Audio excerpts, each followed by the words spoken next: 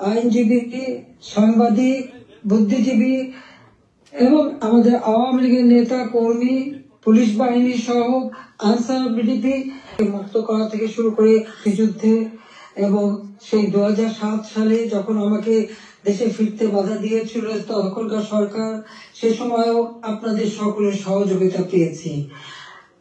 আজকেও যখন বাংলাদেশ অত্যন্ত একটা কঠিন সময়ের মধ্যে দিয়ে যাচ্ছে, একটা ফ্যাসিস্ট সরকারের অধীনে বাংলাদেশের মানুষের মৌলিক অধিকার, বেঁচে থাকার অধিকার সবই হরণ করা হয়েছে। সারা বাংলাদেশ জ্বলছে, প্রতিটি প্রতিষ্ঠান আগুন দিয়ে পোড়ানো। সেই অবস্থায়ও প্রবাসীরা আজকে নির্যাতিত নিপীড়িত মানুষের পাশে আছেন। আমি আপনাদের প্রতি কৃতজ্ঞতা জানাই, আন্তরিক ধন্যবাদ জানাই এই চরম দুঃসময় মানুষের পাশে দাঁড়ানোর জন্য। যে বাংলাদেশকে আমরা গড়ে তুলেছিলাম জাতির পিতার স্বপ্নের বাংলাদেশ হিসেবে, ক্ষুধা দারিদ্র্যমুক্ত বাংলাদেশ হিসেবে, অর্থনৈতিকভাবে বাংলাদেশ উন্নত হয়েছিল, কিন্তু আজকে আমরা দেখি যে একে একে সব ধ্বংস করা হয়েছে। আজকে এমন একটা সরকার ক্ষমতায় যাদের হাতে এদেশের 30 লক্ষ মানুষ শহীদ হয়েছে, আমাদের বুদ্ধিজীবীদের হত্যা করা হয়েছে। এই 14 ডিসেম্বর বুদ্ধিজীবী হত্যা দিবস, সেই সময় ওই নিজামী, মুজাহিদ থেকে শুরু করে এরা তো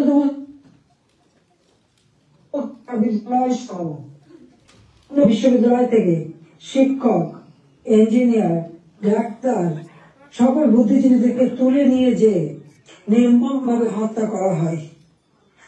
বাংলাদেশকে মেধাশূন্য করার একটা চেষ্টা করা হয়েছিল সেই সময়।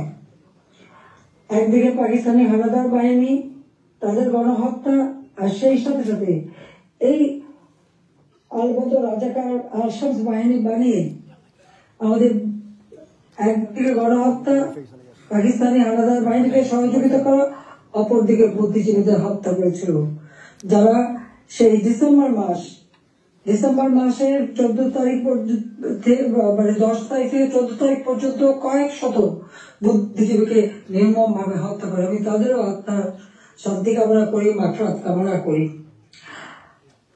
আমরা আওয়ামী লীগ 75 সালের পর 21 বছর পরে আমরা সরকার গঠন করি, জনগণের সেবা করি।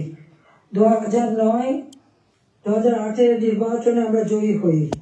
সেই নির্বাচনে আওয়ামী লীগ এককভাবে 233টা সিট পায়, আর বিএনপি পেয়েছিল মাত্র 30টা সিট।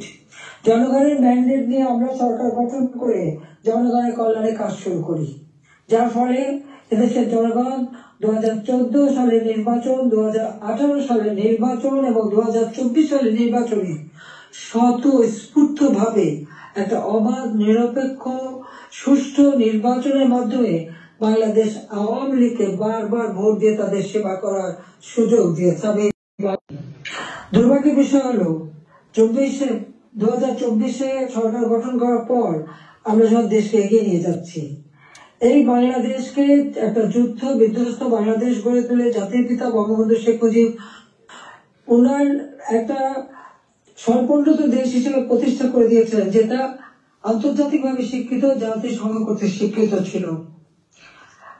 সেই সম্পূর্ণত দেশকেই আওয়ামী লীগ সরকার গঠন করার পর 2009 সাল থেকে 24 সাল এই সময়ের মধ্যে, বিশেষ করে 2021 সালে 20 সালে যখন আমরা জাতির পিতার জন্ম শতবার্ষিকী উদযাপন করি, 21 সালে যখন স্বাধীনতা সুবর্ণ জয়ন্তী উদযাপন করি, সেই সময় বাংলাদেশকে আমরা উন্নয়নশীল দেশের মর্যাদায় অধিষ্ঠিত করি।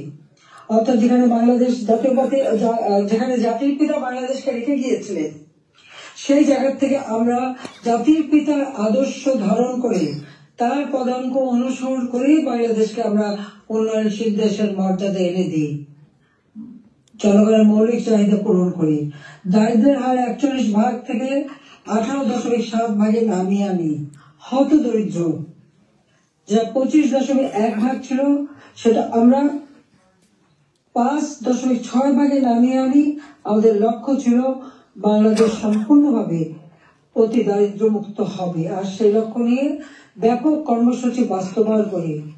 প্রতিটি গ্রামকে শহরে রূপান্তর করি, ঘরে ঘরে বিদ্যুৎ পৌঁছে দিই, খাদ্য নিরাপত্তা নিশ্চিত করি, দরিদ্র মানুষের জন্য বিনা পয়সা খাদ্য বিতরণ, মধ্যবিত্ত নিম্নবিত্ত তাদের জন্য, এখন নিম্নবিত্তদের জন্য 15 টাকায় চাল, আর মধ্যবিত্ত বা স্বল্প আয়ের তাদের জন্য 30 টাকা চাল যাতে কিনতে পারে এবং ডাল তেল লবণ সহ কিনতে পারে। 1 কোটি পারিবারিক কার্ড আমরা তৈরি করে দিই টিসিবির মাধ্যমে, যাতে যারা ফিক্সড ইনকাম গ্রুপ সীমিত আয়ের মধ্যে দিয়ে চলতে হয় তাদের জন্য এই দ্রব্যমূল্যের উচ্চ মূল্যে তারা যেন কোনো মতে কষ্ট না পায় সেদিকে লক্ষ্য রেখে আমরা সেই পদক্ষেপ দিয়েছিলাম। আমাদের লক্ষ্যই ছিল ক্ষুধা দারিদ্র্যমুক্ত বাংলাদেশ গড়ে তোলা। গৃহহীন ভূমিহীন মানুষকে আমরা বিনা পয়সায় ঘর করে দিই। বাংলাদেশের 58টা জেলা সম্পূর্ণভাবে ভূমিহীন গৃহহীন মুক্ত হয়, সেখানে কোনো মানুষ ভূমিহীন গৃহহীন ছিল না, আর বাকিগুলো করে দেওয়ার কাজ চলমান ছিল।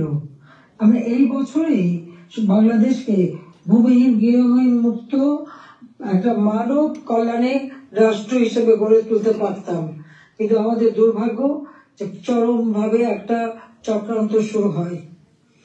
এই চক্রান্তটা যে করা হয়েছিল সেটা আপনারা নিজেরাই জানেন, যে এখানে ডক্টর ইউনূস সে বহুদিন থেকে চেষ্টা করেছিল, 2007 দল করার চেষ্টা করেছিল, ব্যর্থ হয়েছিল। এরপর সে ষড়যন্ত্রে লিপ্ত হয় এবং সেটা সে নিজেই বলেছে। যখন জাতিসংঘে গিয়েছিল বিল ক্লিন্টন ফাউন্ডেশনের এক অনুষ্ঠানে বিল ক্লিন্টনের সঙ্গে পরিচয় করার সময় সে বলেছিল যে 2024 জুলাই 7 তারিখ থেকে যে কোটা আন্দোলন শুরু হয়, এটা কোনো ছাত্র জনতার আন্দোলন ছিল না, এটা ছিল তার মেটিকুলাসলি ডিজাইন করা একটা পরিকল্পিতভাবে আন্দোলন, যার মাধ্যমে আমাকে ক্ষমতাচ্যুত করে এবং তার মাস্টার মাইন্ড দিয়ে সে পরিকল্পনা করি এটা করেছিল। কথাটা বাস্তব, কারণ কোনো কোটা ছিল না, সব দাবি মানা হয়ে গেছিল, কিন্তু দাবি মানার পরেও কেন আন্দোলন চলে? আর এই আন্দোলনের কোনো নেতা কিন্তু খুঁজে পাওয়া যায়নি। যেখানে একটা গভীর চক্রান্ত সেটা বোঝাই যাচ্ছিল। ওই চক্রান্তটা সে মেটিকুলাসলি করেছিল। তার চক্রান্ত 1, 2, 3 অর্থাৎ ABC এইভাবেই তার পরিকল্পনা করা। প্রথমে আন্দোলন সে সফল করলো, এরপর সব জ্বালা পোড়াও। জাতির পিতা বঙ্গবন্ধু স্মৃতি জাদুঘর, ওই ছবিটুকু তো আমরা 2 গুণ পেয়েছিলাম। আমরা তো ভোগের জন্য নেইনি, জনগণকে এই শপথ দান করেছিলাম। সেই বঙ্গবন্ধু ভবন স্মৃতি জাদুঘর আগুন যে পড়ায় একসাথে, ওই লাইনে 9টা বাড়ি পড়ায় 4টা মানুষ পুড়ে মারা যায়। খালি এখানেই না, সারা বাংলাদেশ আগুন দিয়ে জ্বালায় তারা। সেই মেট্রো ওই ইউনূসের একজন সমন্বয়ক সে নিজেই স্বীকার করেছে পুলিশ হত্যা এবং মেট্রো রেলে আগুন না দিলে নাকি তাদের বিপ্লব সফল হতো না। তো পুলিশ হত্যা এবং মেট্রো রেল আগুন দেওয়া, অর্থাৎ শুধু মেট্রো রেল না, যে কটা প্রতিষ্ঠানে আগুন দিয়েছে, বিজিবি থেকে শুরু করে আমাদের সেতু ভবন, সড়ক ভবন, দুর্যোগ মন্ত্রণালয় ভবন, সবই তাদের ওই পরিকল্পনার অংশ। এবং সেই সাথে বঙ্গবন্ধু ভবন থেকে শুরু করে আওয়ামী লীগের সকল নেতা কর্মীদের বাড়ি ঘর, ব্যবসা প্রতিষ্ঠান সব অগ্নি সংযোগ করে পুড়িয়ে দেওয়া হয়েছে। এমনকি নরসিংদীতে আপনারা দেখেছেন জেল ভেঙে দিয়ে সেখান থেকে সমস্ত কয়েদি জঙ্গি সন্ত্রাসী তাদেরকে ছেড়ে দেওয়া হয়েছে।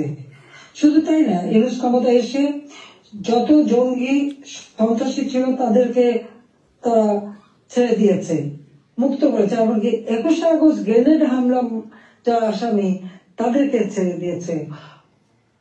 হলিউডিজনে যেখানে জঙ্গি হামলা হয়, আমরা সেই হামলা মোকাবেলা করে সেখানে কিছু মানুষ উদ্ধার করি, কিন্তু অনেক মানুষকে তারা হত্যা করে। সেই অপরাধী জঙ্গি সন্ত্রাসী যাদের বিচার হয়েছিল, সাজাপ্রাপ্ত, তাদেরকেও মুক্ত করে দেয়। মানে এটা কোন ধরনের কাজ আমরা জানি না। আর দেখা যাচ্ছে যে শুধু আগুনে পড়ছে না, বাড়ি ঘর সম্পত্তি লুটপাট করা এবং তারপরে অগ্নিসংযোগ করা, সংসদ ভবনে আক্রমণ, সেখানে ভাঙচুর করা, চিফ জাস্টিস তাকে অপমান করে, লাঠি সোটা নিয়ে তাকে অপমান করে তাকে পদত্যাগে বাধ্য করা, নির্বাচন কমিশন, পাবলিক সার্ভিস কমিশন, মানবাধিকার কমিশন করে এক এক প্রতিষ্ঠান, প্রত্যেকটা প্রতিষ্ঠান ধ্বংস করেছে, সকলকে সেখান থেকে বাধ্য করেছে পদত্যাগ করতে। আওয়ামী লীগের নেতা কর্মী শুধু না, আমাদের যারা বুদ্ধিজীবী, সাংবাদিক, 300 সাংবাদিকের একটা ডিটেনশন কার্ড বাতিল, চাকরিচ্যুত, 106 জন সাংবাদিকের বিরুদ্ধে হত্যা মামলা, এখন প্রায় 1700 সাংবাদিক গ্রেপ্তার, বন্দী। আওয়ামী লীগের কয়েক হাজার নেতা কর্মী, প্রায় 4-5 হাজার নেতা কর্মী তাদেরকে হত্যা করেছে, আহত করেছে।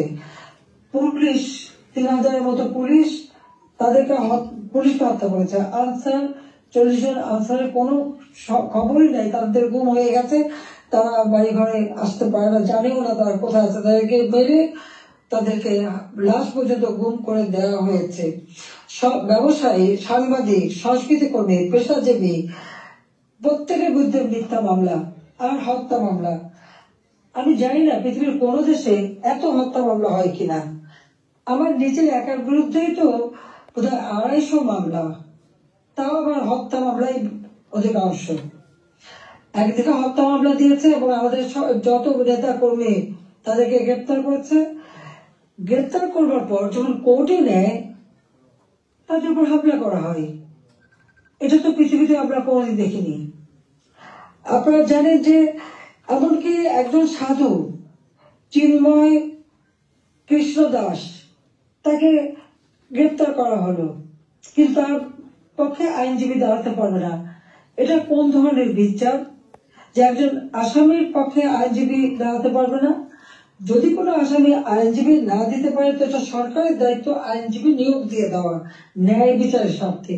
বাংলাদেশে ন্যায় বিচার নাই, এবং তার পক্ষে দাঁড়ালো কেন? সেই জন্য আইনজীবী পিটিয়ে হত্যা করা। এবং তাদের এবারে আমরা একটা অদ্ভুত ব্যাপার দেখি যে মানুষকে পিটিয়ে হত্যা করা। মানুষ কেন? অবলা পশু ন্যায় পায় না। আওয়ামী লীগ নেতার বাড়িতে তাকে পায়নি বলে তার বাড়ির পালা গরু, সেই গরুকেও তারা কিভাবে পিটিয়ে হত্যা করেছে এই জামাত শিবির এবং আমাদের ইউনুস সাহেবের মানে সন্ত্রাসী ক্যাডাররা, সেটা নিশ্চয়ই আপনারা ভিডিওতে দেখেছেন। ছাত্রলীগের নেতাকে পায়নি, তার মা নামাজ পড়ছিল তার মাথার বাড়িতে, তাকে সেখানে মেরে ফেলেছে।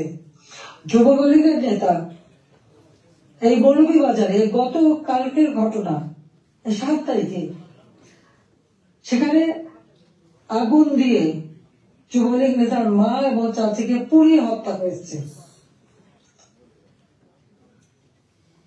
250-র উপর থানা যখন অগ্নিসংযোগ করেছে, লুটপাট করেছে, পুলিশ ভিতরে তাদেরকে পুড়িয়ে মেরেছে, পিটিয়ে মেরেছে। এমনকি একটা অন্তঃসত্ত্বা পুলিশ হাত পা ধরেছে যে ভাই আমাকে মারবেন না, আমার পেটে বাচ্চা। তাদের কথা কান দেয়নি, তাদেরকে পিটিয়ে পিটিয়ে হত্যা করেছে। সরকারি কর্মচারীদের উপর পর্যন্ত নির্যাতন চলছে। কর্মকর্তা কর্মচারীদের হয়রানি, গ্রেপ্তার, মামলা দিয়ে চাকরিচ্যুত অথবা ওএসডি করা হচ্ছে। এটা যাই না, রিমান্ডে নিয়ে নির্যাতন করছে। আমাদের আওয়ামী লীগের নেতা থেকে শুরু করে সকলকেই রিমান্ডে নেওয়ার পর তাদের অকথ্য অত্যাচার হচ্ছে, নির্যাতন করা হচ্ছে। চরম মানবাধিকার লঙ্ঘন চলছে বাংলাদেশে, চরম একটা ফ্যাসিস্ট সরকার। আমার বিরুদ্ধে কথা বলা হয় আমি নাকি ফ্যাসিস্ট ছিলাম, আমি নাকি স্বৈরাচারী ছিলাম। আমি একটা প্রশ্ন করি, আমার সময় তো সংবাদপত্র, টেলিভিশন, রেডিও, সোশ্যাল মিডিয়া সবই তো সম্পূর্ণ স্বাধীনতা ভোগ করেছে। যার টক শোতে যত রকমের সমালোচনা করা তারা করেছে, রেডিও, টেলিভিশন, সংবাদপত্র সবই তো স্বাধীন ছিল। এখন তো তারা কোনো নিউজ দিতে পারে না। প্রত্যেক জায়গায় ইউনুস তো নিজেই একটা মাস্টার মাইন্ড খুনি, তার এজেন্ট সব জায়গায় আছে। প্রত্যেক জায়গায় তারা ঠিক করে দেয় কোন সংবাদ যাবে, কোন সংবাদ যাবে না। এই যে বাংলাদেশে এত ঘটনা ঘটে যাচ্ছে, প্রায় 1 কোটির মতো প্রতিষ্ঠান শুধু অগ্নিসংযোগ করে ধ্বংস করা হয়েছে। ইন্ডাস্ট্রি, হোটেল, 5 স্টার হোটেল থেকে শুরু করে কোনো কিছু বাদ যায় নাই তাদের আক্রমণ থেকে। কেউ কি কোনো একটা নিউজ দিতে পেরেছে? কেউ কি কোনো সংবাদ দিতে পেরেছে? কেউ কি বিচার চাইতে পেরেছে? বিচার চাওয়ারও সুযোগ নেই, থানায় মামলা দেওয়ার সুযোগ নেই। মামলা শুধু সেটুকু হবে যেটুকু তারা বলে দেবে সেইটুকু। ন্যায় বিচার পাওয়ার অধিকার মানুষের নাই। উচ্চ আদালত থেকে শুরু করে সর্বক্ষেত্রে দলীয়করণ, চরম ভাবে দলীয়করণ। বলছে বৈষম্য বিরোধী আন্দোলন, এখন তো দেখা যায় সব জায়গায় বৈষম্য সৃষ্টি করা হচ্ছে। আমি একটা কথাই বলতে চাই, যে সমস্ত অপবাদগুলি দেওয়া হয়েছে সবাই একটু তুলনা করে দেখুন যে আওয়ামী লীগ সরকার থাকতে মানুষ কিভাবে স্বাধীনতা ভোগ করেছে, সেটা সোশ্যাল মিডিয়া হোক, তাদের বক্তব্য হোক, মিটিং মিছিলে হোক, সবকিছুতে অধিকার ছিল। আমরা তো সেখানে হস্তক্ষেপ করিনি। কিন্তু আজকে কি আওয়ামী লীগের একটা নেতা কর্মী রাস্তা নামতে পারে না, রাস্তা দিয়ে হেঁটে যাচ্ছে, একজন বলে দিল উনি আওয়ামী লীগের কর্মী, সঙ্গে সঙ্গে তাকে এক কোপ দিয়ে হাত ফেলে দিল, কেটে ফেললো। কোন দেশে বাস করি আমরা? কি অপরাধ! আর সেই সাথে দেখা গেল কি এই অপরাধীদের দায় মুক্তি দেওয়া হলো।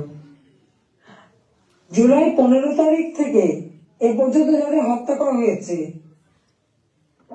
লুটপাট, অগ্নিসংযোগ, মানুষ হত্যা, ছাত্র হত্যা, প্রতিটি শিক্ষা প্রতিষ্ঠানে লুটপাট, সেখানে তাদের উপর নির্যাতন, শিক্ষকদের উপরে নির্যাতন, ছাত্রদের উপরে নির্যাতন, প্রতিটি জায়গায় নির্যাতন চালানো হচ্ছে।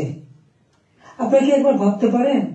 শিক্ষক, গুরুজন, শিক্ষককে দেখে ছাত্ররা ভয় পায়, সমীহ করে।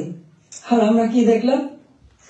আমাদের নোবেলের আমলে আমরা দেখলাম ছাত্ররা শিক্ষকদের অপমান করছে, অধ্যক্ষকে পদ থেকে বাধ্য করছে, ছাত্রীরা প্রিন্সিপালকে গাছের সাথে বেঁধে রাখছে, ছাত্রছাত্রীরা টিচারের গলায় জুতোর মালা পরাচ্ছে, গালে থাপ্পড় মারছে।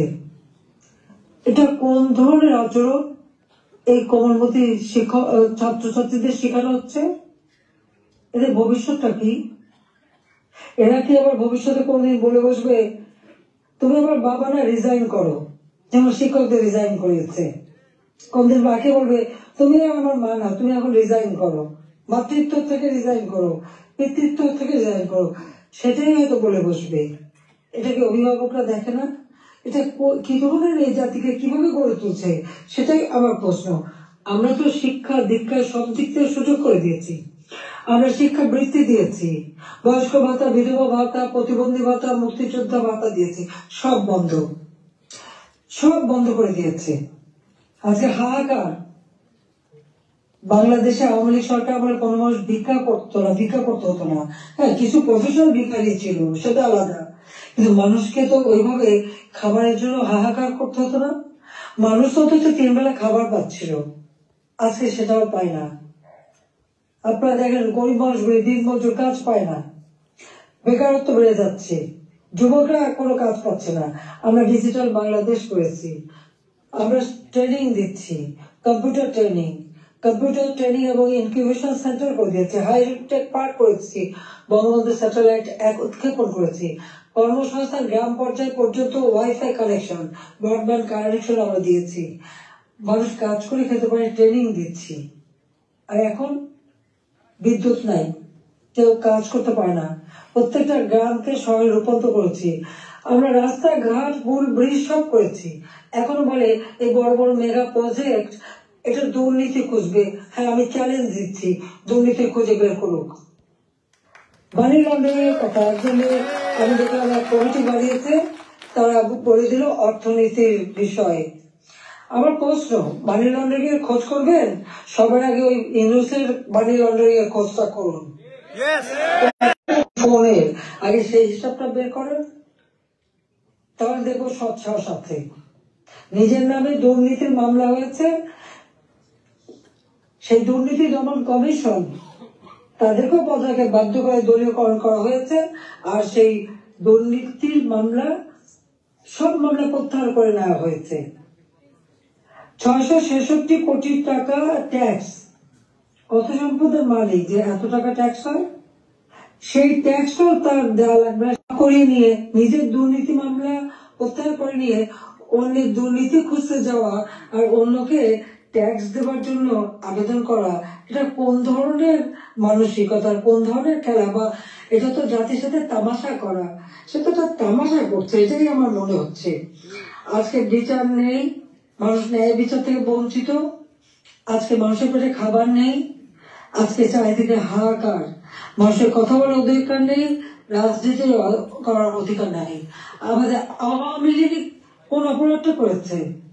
বাংলাদেশের মানুষের যতটুকু অর্জন আওয়ামী লীগের হাত দিয়েই, সেই বাংলা ভাষায় কথা বলার অধিকার থেকে শুরু করে স্বাধীনতা অর্জন, বিজয় অর্জন, এই 16ই ডিসেম্বর আমাদের বিজয় দিবস, এই বিজয় অর্জন সবই আওয়ামী লীগের হাত ধরে। বাংলাদেশে কে একটা যুদ্ধ বিধ্বস্ত দেশ, একটি প্রদেশকে রাষ্ট্রে উন্নীত করা, এটাও আওয়ামী লীগের দ্বারা। স্বল্পোন্নত দেশ থেকে আজকে উন্নয়নশীল দেশের মর্যাদা, এটাও তো আওয়ামী লীগ অর্জন করে দিয়েছে। প্রবাসী যারা আছেন, আওয়ামী লীগ সরকার আগে আপনারা প্রবাসী ছিলেন, বাংলাদেশ কোথায় ছিল? সেই সময় আপনারা মানুষের কাছে গেলে কিভাবে? মানুষ তো করুণার চোখে দেখতো।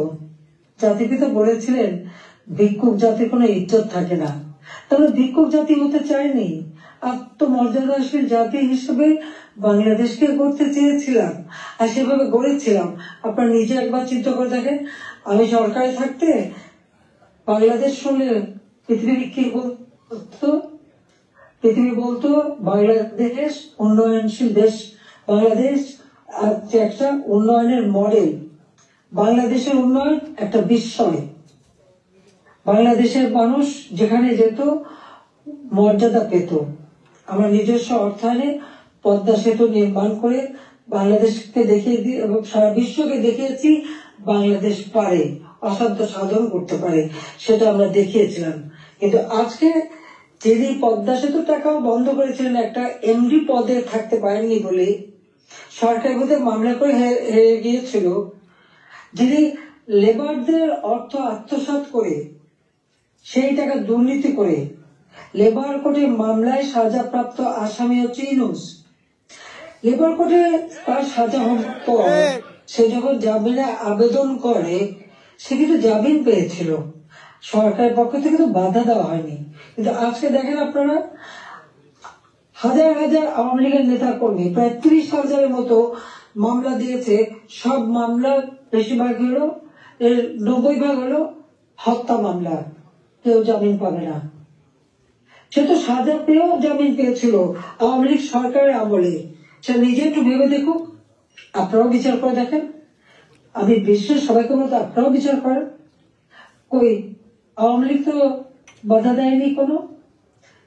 ন্যায় বিচার পাওয়ার অধিকার সকলে আছে, কোর্ট সম্পূর্ণ স্বাধীন ছিল, বিচার বিভাগ স্বাধীন ছিল, কাজে সেখানে মানুষ সেই স্বাধীনতা ভোগ করেছে। কিন্তু আজকে তারা নাকি স্বাধীন করেছে দেশ, চলার স্বাধীনতা নেই, ঘরে শান্তিতে ঘুমাবেন উপায় নেই, চুরি ডাকাতি যে কোনো সময় আপনার ঘরে ঢুকতে পারে, যে কোনো সময় আপনার খোঁজ খবর নিতে, তদন্ত করবে ইত্যাদি। কাদের কে হুকুম দিচ্ছে তার কোনো ঠিকানা নাই। কতগুলি লাঠি সোটা হাতে নিয়ে আপনার ঘরে ঢুকে গেল, অস্ত্র হাতে নিয়ে ঢুকে গেল, অমনি সেখানে ডাকাতি করলো, চুরি করলো, চলে আসলো। আপনি কার কাছে বিচার চাইবেন? কার কাছে বিচার চাইবেন? কোনো বিচার চাওয়ার অধিকার নাই, ন্যায় বিচারের কোনো অধিকার নেই। এমন একটা দুর্বিষহ অবস্থা, আজকে সমস্ত জিনিসের দাম বেড়ে যাচ্ছে। আমাদের কথা অত্যন্ত স্পষ্ট, যারা নির্বাচিত জনপ্রতিনিধি আইন করে নির্বাচন কমিশন গঠন করে নির্বাচনগুলি হয়েছে, স্থানীয় সরকার নির্বাচন, জেলা পরিষদ, উপজেলা পরিষদ, ইউনিয়ন পরিষদ, সমস্ত নির্বাচিত প্রতিনিধিরা তাদেরকে এক কলমের খোঁচায় তাদেরকে সরিয়ে দেওয়া হয়েছে, বাড়ি পাঠিয়ে দেওয়া হয়েছে। কেন? তারা তো নির্বাচিত হয়ে মানুষের পাশেই দাঁড়াতো। ঘূর্ণিঝড় গেল, বন্যা গেল, কেউ তো যারা এই বন্যায় ক্ষতিগ্রস্ত, ঝড়ে ক্ষতিগ্রস্ত, তাদের পাশে তো কেউ দাঁড়ায়নি। তাদের নাম করে টাকা তুলেছে, হাজার কোটি টাকা রিলিফ সংগ্রহ করেছে, কিন্তু কয়টা মানুষকে সাহায্য করেছে? আজকে যদি স্থানীয় সরকারের প্রতিনিধিরা থাকতো, এই জনপ্রতিনিধি তো মানুষের পাশে দাঁড়াতো, কিন্তু সেটা দাঁড়াতে পারেনি। কাজে আমাদের কথা খুব স্পষ্ট, এক কলমের কোথায় জনগণের ভোটে নির্বাচিত প্রতিনিধিদের সেই বিদায় দেওয়া, এটা জনগণকে অপমান করা, ভোটারকে অপমান করা। কাজে তাদেরকে আবার স্বস্থানে স্থান করে দিতে হবে। সরকারি কর্মকর্তা কর্মচারী তাদের উপর হয়রানি বন্ধ করতে হবে, গ্রেপ্তার বন্ধ করতে হবে, মামলা থেকে তাদের রেহাই দিতে হবে, চাকরিচ্যুতি করা হলে, বহিষ্কৃতি করা হলে তাদের পুনরায় কাজের ব্যবস্থা করতে হবে। আওয়ামী লীগ সহ সমস্ত রাজনৈতিক নেতা কর্মী, ব্যবসায়ী, সাংবাদিক, সংস্কৃতি কর্মী, পেশাজীবী, শিক্ষক যাদেরকে গ্রেপ্তার করা হয়েছে, মিথ্যা মামলা দেওয়া হয়েছে, সকল মিথ্যা মামলা প্রত্যাহার করতে হবে এবং সকল বন্দীদের মুক্তি দিতে হবে। সেই সাথে সাথে দায় মুক্তি দেওয়া হয়েছে। 15 জুলাইয়ের পর থেকে যারা অপরাধ করেছে তাদেরকে দায় মুক্তি দিয়েছে। এই দায় মুক্তি দিয়ে কিন্তু একটা কাজ করেছে, দায় মুক্তি দেওয়ার অর্থ মানে কি? তার মানে এরা অপরাধী। 15 জুলাই থেকে যে হত্যাকাণ্ড, ছাত্র হত্যা মিছিলে, পুলিশ হত্যা, রাজনৈতিক নেতাকর্মী হত্যা, সাংবাদিক হত্যা, সংস্কৃতকর্মী হত্যা, যতগুলি হত্যাকাণ্ড ঘটেছে, সেই হত্যাকাণ্ডগুলি এবং যতগুলি অগ্নিসংযোগ হয়েছে, সেগুলি যারা সংগঠিত করেছে পূর্ণ তদন্ত করে তাদের বিচার করতে হবে।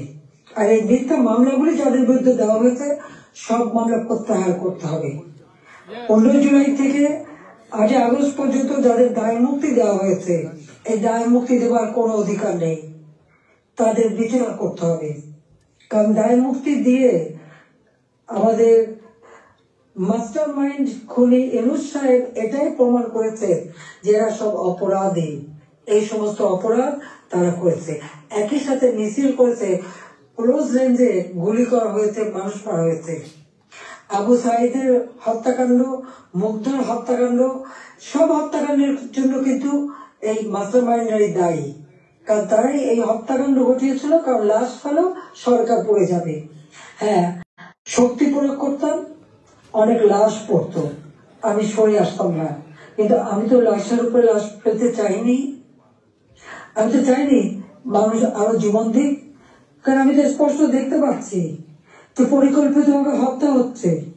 পুলিশকে খামাখা দোষারোপ দিচ্ছে, পুলিশকে তো রাবার বুলেট ব্যবহার করেছে এবং যখন পুলিশকে মেরে ঝুলানো হয়েছে তখন তারা তাদের জীবন বাঁচাতে চেষ্টা করেছে। এটা কিন্তু একটা ইউনিভার্সাল সিস্টেম, এটা বিশ্বব্যাপী আছে, তাদেরও আত্মরক্ষার সুযোগ আছে। কিন্তু যারা এভাবে পিটিয়ে পিটিয়ে হত্যা করলো, যারা আগুন জ্বালিয়ে দিয়ে পুড়িয়ে হত্যা করলো, তাদের বিচার কেন হবে না?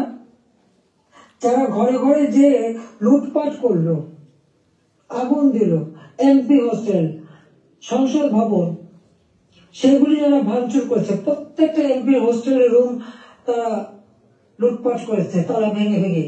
প্রথমে চুরি করেছে, লুটপাট করেছে, ছাত্র নামদারি, তারপরে সেখান থেকে পরে পুলিশে দিয়েছে। প্রত্যেকটা বাড়ি বাড়ি যে হামলা, লুটপাট। আমাদের তো কিছুই নেই, গণভবন লুটপাট, আমি তো গণভবন ছেড়ে দিয়ে আসছি। আমরা দেখলাম ইউনূস সাহেব নিজেই তার সমন্বয়কদের নিয়ে চলে গেছেন গণভবনে, কাজে লুটপাটের কিছু ভাগ বটরা নেওয়ার জন্য। সেখানে উনিও সেই লুটপাট করেছেন। কাজে এই লুটেরা এখন দেশ লুট করছে। শেয়ার মার্কেটে লক্ষ কোটি টাকা পাচার হয়ে গেল, কোথায় গেল টাকা? ব্যাংকগুলি এক এক করে সব বসে যাচ্ছে। কেন? অর্থনীতিকে এভাবে কেন ধ্বংস করলো? যেখানে মাথা পিছু আয় আমরা বাড়িয়েছিলাম, আমরা আজকে আন্তর্জাতিকভাবে স্বীকৃত, বাংলাদেশ উন্নত হচ্ছে, 35তম অর্থনীতির দেশ। আমাদের লক্ষ্য ছিল, আমরা প্রকৃতপক্ষে 25তম আমরা করে ফেলেছিলাম। আমরা আরো উন্নত করতাম। 26 সালের মধ্যে বাংলাদেশ আরো এগিয়ে যেত। 41 সালের মধ্যে বাংলাদেশকে আমরা একটা আধুনিক স্মার্ট বাংলাদেশ গড়ে তুলব, সেই লক্ষ্য নিয়ে আমরা কাজ করছিলাম। কেন বাংলাদেশের অগ্রযাত্রা ব্যাহত করা হলো, সেই জবাব এই খুনি ইউনূস, ফ্যাসিবাদ, স্বৈরাচার তাকে দিতে হবে। সেই জবাব তাকে দিতে হবে, তার ওই মাস্টার মাইন্ড এবং তার সমন্বয়কদের দিতে হবে, তার উপদেষ্টাদের দিতে হবে। বলে হাসিনার বিচার করবে, কি বিচার করবে? আমি তো কি অন্যায় করেছি? গরিবের পেটে ভাত দিয়েছি, এটা অন্যায়? দারিদ্র মুক্ত করেছি, এটা অন্যায়?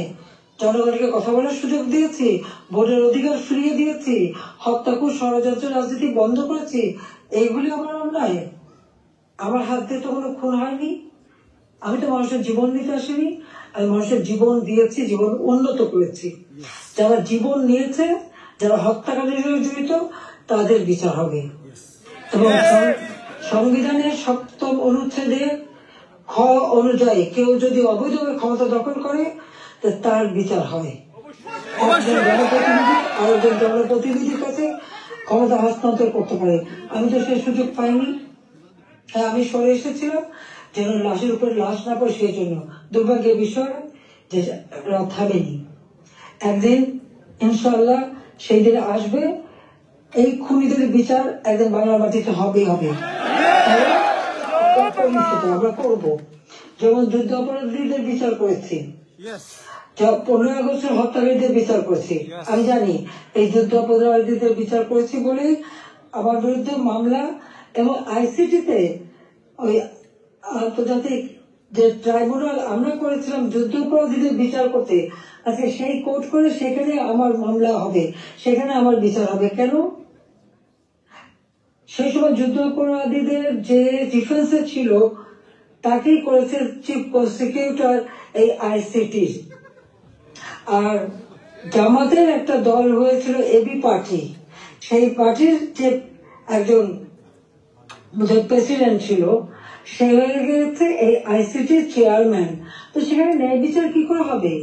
আর এটা কিভাবে করে? এটাও তো একটা বিচারের একটা নর্মস, তাতে পড়ে না। কিন্তু গায়ের জোরে সব করবে তারা, কারণ তাদের হাতে অস্ত্র আছে, লাঠি আছে, পেটো বাহিনী আছে, সন্ত্রাস বাহিনী আছে, সেটা দিয়ে তারা এই বিচার করতে চায়। এটাই তারা করবে, এটাই তাদের লক্ষ্য। যাক, আমি অনেক সময় নিলাম, আপনারা ধৈর্য ধরে আমার বক্তব্য শুনেছেন, আমি আপনাদেরকে আন্তরিক ধন্যবাদ জানাই। ইনশাল্লাহ এই বিজয়ের মাস আমাদের, এই অন্ধকার কেটে যাবে, নতুন সূর্য উদিত হবে, বাংলাদেশ আবার উন্নয়নের কাছে এগিয়ে যাবে।